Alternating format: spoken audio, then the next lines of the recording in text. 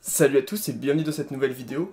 Donc aujourd'hui une vidéo un peu différente de d'habitude, tout simplement parce que j'ai jamais fait de terrarium et cette fois c'est décidé, je vais en faire un. À la fin je répondrai à une de vos questions que j'aurais choisies dans les commentaires. Et sinon la vidéo sera un petit peu différente, donc dites-moi en commentaire ce que vous en pensez. Et j'espère que ça va vous plaire et bonne vidéo. Salut à tous et bienvenue dans cette nouvelle vidéo. Donc là je sais pas si la qualité audio sera ouf parce que j'ai pas de micro sur mon appareil. Faudrait que je m'en achète un pour essayer de faire quelques trucs comme ça sympas en forêt et tout.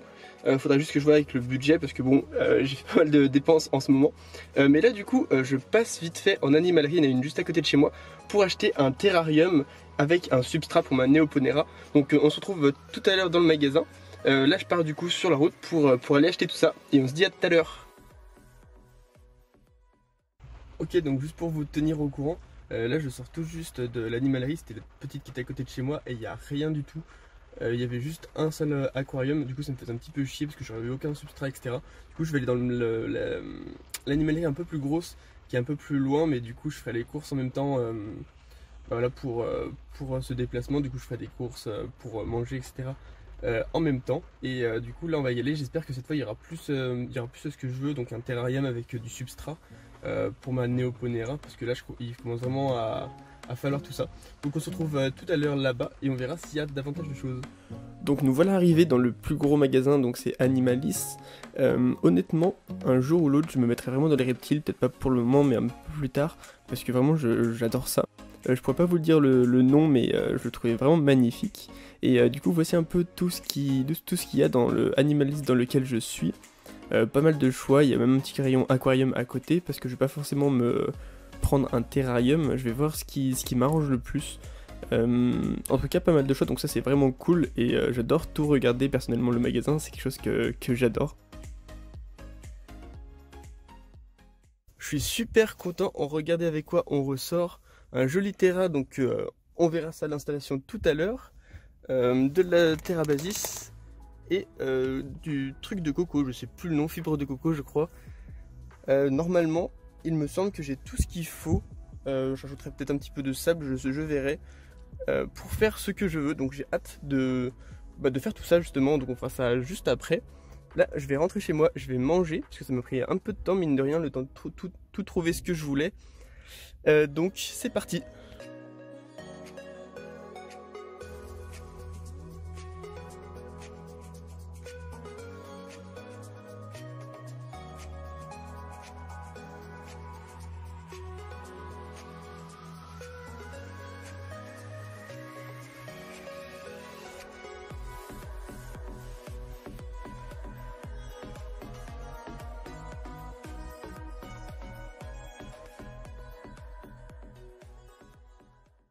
Alors après un premier jet, voici ce que ça donne.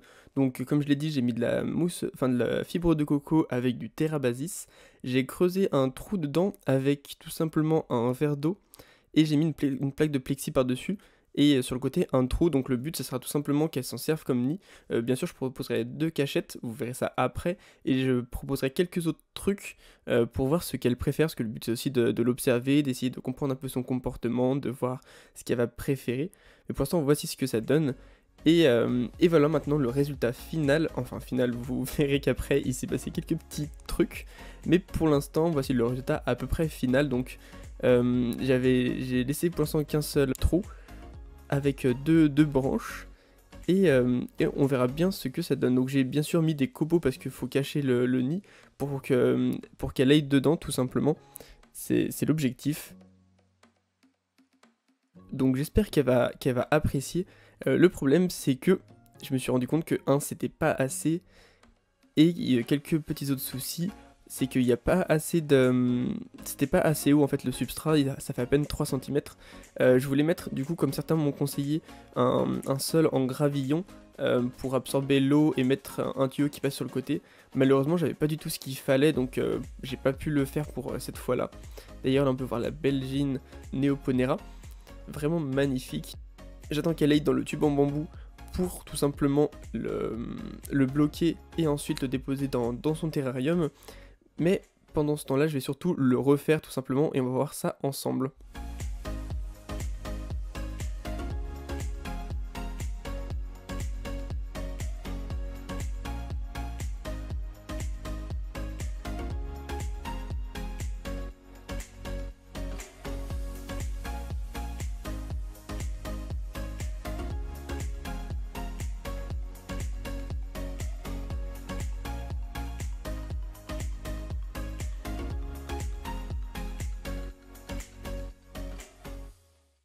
Ok, donc là on peut voir que ça a déjà bien avancé.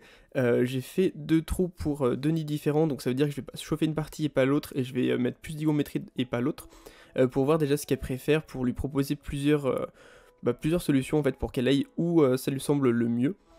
Du coup pour l'instant il n'y aura pas de plantes, parce que quand j'ai voulu en acheter dans le magasin, il n'y avait plus rien. Vraiment plus grand chose, du coup je vais attendre la fin du confinement pour pouvoir décorer un peu mieux ce terrarium. Donc bien sûr je vais bientôt ajouter des column balls dès qu'il sera opérationnel, parce que c'est obligatoire dans un terrarium. Donc voilà, donc les deux entrées qui me semblent plutôt pas mal, et il n'est pas encore tout à fait fini, je vais rajouter encore quelques trucs et je vous montre ça juste après. Ok, donc voilà où tout ça en est. Là j'ai placé le tube en bambou directement dans le terrarium, parce qu'il est à peu près fini. Donc je vais zoomer un petit peu pour vous montrer, il y a 4 œufs pour l'instant, donc ce qui est plutôt pas mal. Vous voyez que même le verre de farine, vu que j'ai asséché le tube à essai pour qu'elle puisse déménager plus facilement, la moisissure jaune est partie, donc il reste un peu de moisissure, mais la moisissure jaune est partie. Donc ça c'est super cool. Bien sûr toujours, il leur faut toujours du liquide sucré dans l'air de chasse, très très important. Du coup j'ai mis directement un petit abreuvoir avec du liquide sucré. Donc là on peut voir que pour l'instant elle reste un peu confinée dans son tube en bambou. Et j'espère que les conditions vont lui plaire. Donc il y a un endroit plus humide et plus chauffé, un endroit un peu moins humide, un peu moins chauffé. J'ai fait 2 trous, j'ai pré-creusé 2 trous en espérant que peut-être qu'elle pourra en choisir un et creuser d'elle-même, c'est pas très très grave, tant pis si c'est ce qu'elle préfère. Mais j'ai encore modifié quelques trucs, donc on voit tout ça juste après. Donc là on se retrouve le lendemain, donc là vous voyez que j'ai chauffé un petit peu, d'ailleurs ça a fait de la buée sur les côtés, même si là la buée est un peu plus légère parce que c'est le matin, du coup je crois que ça commence tout juste à chauffer. Donc on va voir un petit peu où ça en est. Pour vous spoiler un petit peu, à l'heure actuelle elle a emménagé dans l'endroit le moins humide et le pas chauffé. Donc peut-être que c'était trop chaud ou je ne sais pas trop, mais en tout cas elle a emménagé sous la plaque de plexi à l'endroit où ce n'est pas chauffé. Mais dans tous les cas du coup je suis super content.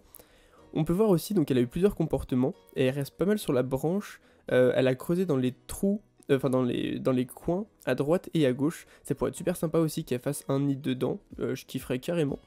Du coup, je vous tiendrai au courant sur ces points-là, donc là on la voit super bien, elle est magnifique. Et elle explore beaucoup, elle cherche beaucoup, c'est-à-dire que par exemple elle teste un petit peu de passer sous les écorces, elle creuse là vous voyez, on voit pas très très bien du coup parce que c'est vraiment dans le coin. Peut-être sur 1 cm et demi. Elle reste des fois derrière les écorces qui sont là. Et le trou là-bas on le voit beaucoup plus, même si j'ai du mal à faire le focus. Plutôt sur 2 cm je dirais. Donc je sais pas trop, peut-être qu'elle hésite encore sur l'endroit où se mettre. Peut-être que du coup les conditions, vu que c'est le début, varient beaucoup. Et qu'elle sait pas ou qu'elle a des préférences. Le seul truc, donc là vous voyez c'est le trou que j'ai pré-creusé.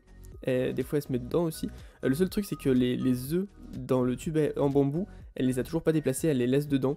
J'espère que c'est parce qu'elle a pas trouvé de nid définitif, parce que j'aimerais pas qu'elle les abandonne, même si je ne pense pas, on ne sait jamais, peut-être que... Voilà, donc là j'ai un peu de mal à faire le focus, mais on voit qu'il y a les 4 œufs. J'ai hâte qu'elle les déplace dans son nouveau nid. Donc pour l'instant, après sur long terme je vais fixer les écorces directement sur le plexi pour pouvoir facilement l'enlever.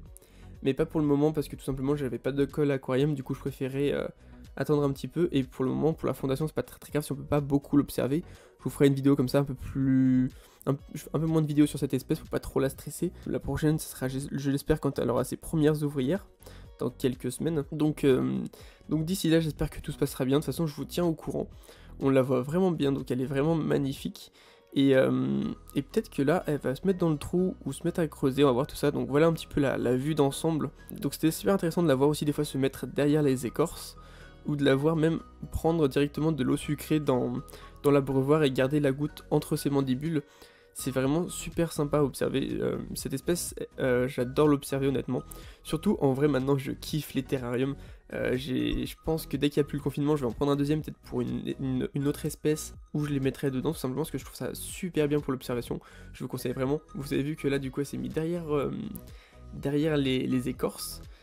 Voilà, donc vraiment l'idée des branches aussi dans le garde-chasse, c'est top. Je la vois souvent escalader les branches et se mettre en haut. Et c'est super sympa à observer. Donc là, on peut voir que j'ai mis le tapis chauffant en dessous d'une des parties. Donc voilà, donc histoire de faire un peu d'humidité. Est-ce que là elle va creuser? Ça pourrait être sympa de l'observer creuser directement en vidéo. Non, ça a pas l'air. Dommage, ça aurait été super sympa d'observer ça. Et je vous laisse sur quelques images de cette magnifique gine.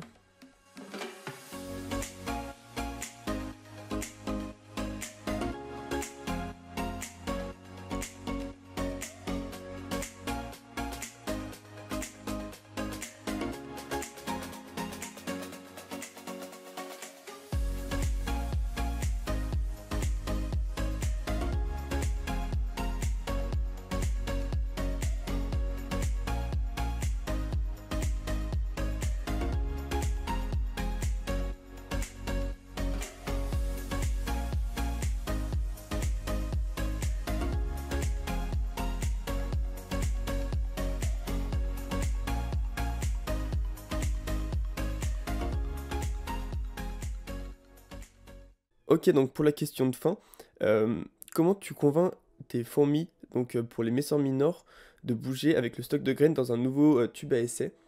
Et parce que cela me semble improbable qu'elles changent de côté par bonne volonté. Ok, donc très bonne question pour cette question de fin. Alors en fait c'est tout simple, l'ancien tube à essai il n'avait pas les conditions nécessaires et les fourmis vont toujours chercher les meilleures conditions possibles. C'est-à-dire que si l'ancien tube à essai était très sec, donc pas assez humide pour elles, qu'il n'était pas assez chauffé, qu'il était à la lumière, et que j'en propose un deuxième qui lui est un peu plus chauffé, qui est sans lumière et qui en plus est humide, l'humidité qu'il leur faut, tout simplement elles vont déménager parce que les conditions seront plus optimales dans le second tube à essai. C'est aussi comme ça qu'on fait pour les déménager de nid, c'est-à-dire qu'on va assécher un nid par exemple, on va assécher un tube à essai, l'éclairer, pour qu'en fait elle déménage d'elle-même dans le second qui lui fournira les meilleures conditions nécessaires. Donc voilà, le terrarium est enfin fini.